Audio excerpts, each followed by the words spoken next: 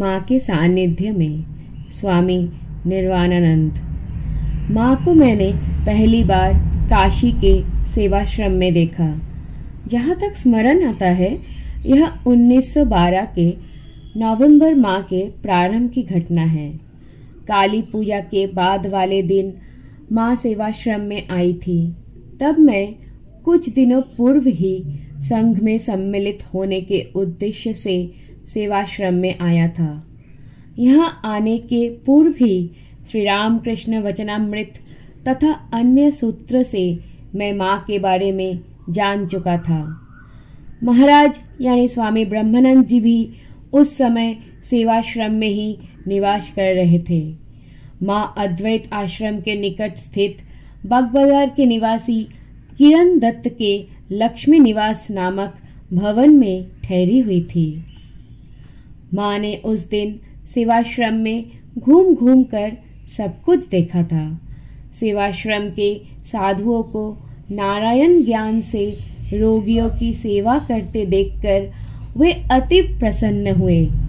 उन्होंने कहा था, देखती हूँ कि ठाकुर यहाँ स्वयं विराज कर रहे हैं और मेरे लड़के जी जान से रोगियों की सेवा करके उन्हीं की पूजा कर रहे हैं। काफी देर सेवाश्रम में बिताने के बाद माँ लक्ष्मी निवास लौट गई। थोड़ी देर बाद माँ ने चारू महाराज के पास 10 रुपए का एक नोट भिजवाया। चारू महाराज काशी सेवाश्रम के संस्थापकों में से एक थे। वैसे तब तक वे सन्यासी नहीं हुए थे। उनका नाम था चारू चंद्र दास और उन दिनों उन्हें चारू बाबू कहा जाता था। रुपए लाने वाले व्यक्ति ने बताया, माँ सेवाश्रम का कार्य देखकर परम संतुष्ट हुए हैं, इसीलिए वे रुपए भेजे हैं। माँ ने ये भी कहला भेजा है, सेवाश्रम का कार्य मुझे इतना अच्छा लगा है कि यही स्थायी रूप में रह जाने की इच्छा हो रही है। यह बात सुनकर महाराज, महापुरुष महाराज, हरि महाराज, केदार बाबा, चारू महाराज आदि के आनंद की सीमा न रही। मास्टर महाशय भी उन दिनों काशी में ही थे। सेवाश्रम का कार्य उन्हें जचता नहीं था। उनकी धारणा थी कि रोगियों की सेवा, अस्पताल चलाना आदि साधुओं के उपयुक्त कार्य नहीं है। ये सब ठाकुर के भावों में बाधक है। साधुओं को केवल साधन भजन में ही निमग्न रहना चाहिए। सेवाश्रम देखने के बाद माँ का अभिमत तथा 10 रुपए देने की बात का उल्लेख करते हुए महाराज ने मास्टर महाशय से कहा, आपने सब सुना ना? मास्टर महाशय बोले, जब माँ ने ही कहा है तो फिर क्या कहना। अब तो मानना ही पड़ेगा कि ये सब निश्चित रूप से ठाकुर का ही कार्य है। उस बार माँ काफी दिनों तक वाराणसी में रही।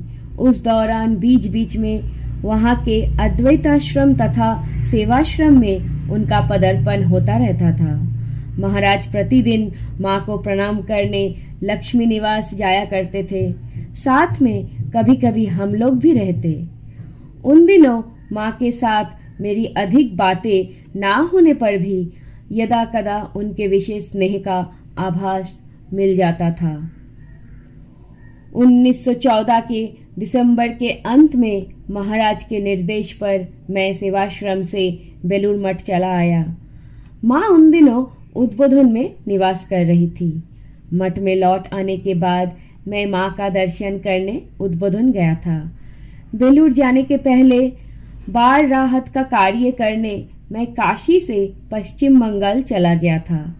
वहाँ परिश्रम तथा अनियमित जीवन बिताने के कारण मेरा स्वास्थ्य उस समय खराब चल रहा था और यह बात माँ की नज़रों से छिपी ना रह सकी। मुझे देखते ही माँ उद्विग्न स्वर में कहने लगी, ये क्या हालत बना रखी है तुमने? मैं बोला, कुछ दिन बाढ़ राहत के कार्य में लगना पड़ा। वहाँ खाने पीने का कुछ ठिकाना नहीं था, इसीलिए तबीयत शायद थोड़ी बिगड़ गई है। माँ ने कहा, थोड़ी नहीं, काफी बिगड़ गई है। कुछ दिन अच्छी तरह खा पीकर शरीर को ठीक कर लो तुम्हें ठाकुर के बहुत से कार्य करने होंगे। स्वास्थ्य ठीक नहीं रहा तो काम कैसे चलेगा। मठ लौटने समय माँ ने पुनः उस बात का स्मरण दिला दिया। उस बार मैं मठ में कई महीने महाराज की सेवा में रहा। तभी मेरे मन में प्रबल इच्छा उत्पन्न हुई कि मैं उत्तराखंड जाकर कुछ काल तपस्या करूं। माँ उद्बोधन भवन में थी। वहां जाकर मैंने माँ से तपस्या के लिए जाने हेतु अनुमति की प्रार्थना की। प्रारंभ में तो वे राजी नहीं हुई और आकुलता पूर्वक कहने लगी, नहीं बेटा, तुम अभी बच्चे हो, तुम्हें अभी तपस्या के लिए जाने की आवश्यकता नहीं। वहां कहाँ रहोगे, खाना कैसे जुटेगा। परंतु मैं भी छोड़ने वाला न था। मैं उनसे अनुमति के लिए अनुरोध करता रहा। माँ ने फिर कहा, नहीं बेटा, तुम्हें कष्ट होगा, तुम्हें तपस्या के लिए जाने की जरूरत नहीं। माँ के कंठ से मानो व्याकुलता तथा उत्कंठा झलक रही थी, परंतु मैं भी छोड़ने वाला नहीं था। बारंबार अनुमति के लिए अनुनय विनय करने लगा। आखिरकार माँ बोली, ठीक है बेटा, जब तुम तपस्या के लिए इतने ही व्याकुल हो तो काशी चले जाओ। वहां सेवाश्रम में रहना और बाहर भिक्षा मांगकर खाना, अन्यत्र कहीं मत जाना। तब मैंने कहा, लेकिन माँ, मैं पैदल चलकर ही वाराणसी जाऊंगा।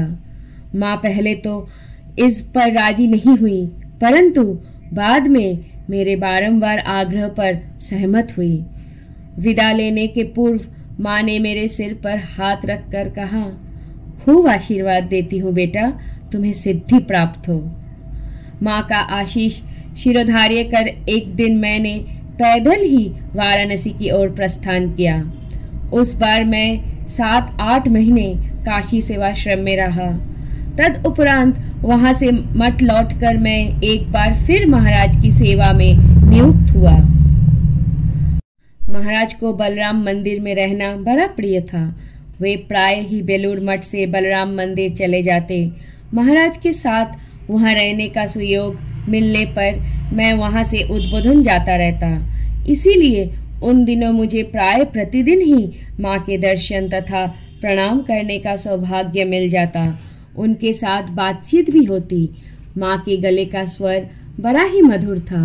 दूसरों के सामने उनका मुख सामान्य तो लंबे घूंघट से ढका रहता, परंतु जहाँ तक मुझे याद है मैंने माँ को कभी भी वैसे नहीं देखा।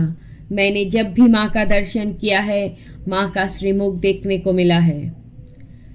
माँ की अंतिम बीमारी के समय महाराज भुवनेश्वर में थे।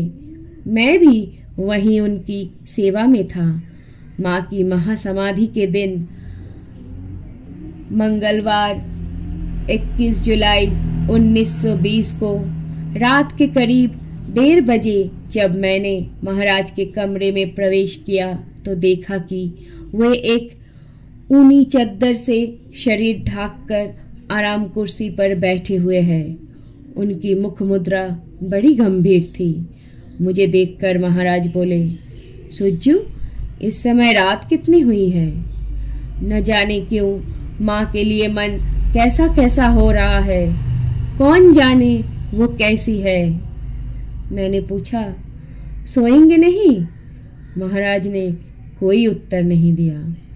महाराज के मुख का वह गंभीर भाव देखकर और माँ के लिए उनके चिंतित होने की बात जानकर मैंने उनके मन को थोड़ा हल्का करने हेतु कहा, महाराज, हुक्का सजा कर ले आऊं। महाराज निरुत्तर उसी प्रकार बैठे रहे। उनका वह भाव देखकर मुझे उनसे और कुछ पूछने का साहस नहीं हुआ। धीरे धीरे मैं उनके कमरे से बाहर निकल आया। अगले दिन सुबह महाराज थोड़े अस्थिर प्रतीत हुए। बाकी दिन सुबह वे थोड़ा बहुत टहलने को निकला करते थे, परंतु उस दिन नहीं गए। सामने के बरामदे में चहलकदमी करते रहे। उसी दिन डाकिया एक टेलीग्राम ले आया। शरत महाराज का तार था। पिछली रात 1:30 बजे माँ ने उद्बोधन में देहत्याग कर दिया है। मुझे उनका पिछली रात का वह कथन याद हो आया। माँ के लिए मन कैसा कैसा हो रहा है। समाचार पाते ही महाराज का मुखमंडल एक अज्ञात वेदना से परिपूर्ण हो उठा। वे लेट गए। थोड़ी देर बाद वे फिर उठकर बैठे। वे बोले, मैं हविष्यन्न करूंगा। माँ के शिष्यगण 3 दिनों तक हविष्यन्न खाएंगे और पादुका का उपयोग नहीं करेंगे।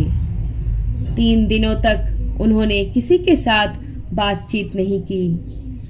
12 दिनों तक उन्होंने हविष्यन्न भोजन किया और पादुका का उपयोग नहीं किया।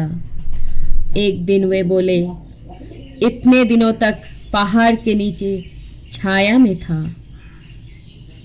सुना है कि माँ के शरीर का दाह हो जाने के बाद महापुरुष महाराज ने वहां उपस्थित साधु भक्तों से कहा था, सती के शरीर के एक एक अंग को लेकर पूरे देश में 51 शक्तिपीठों की स्थापना हुई है।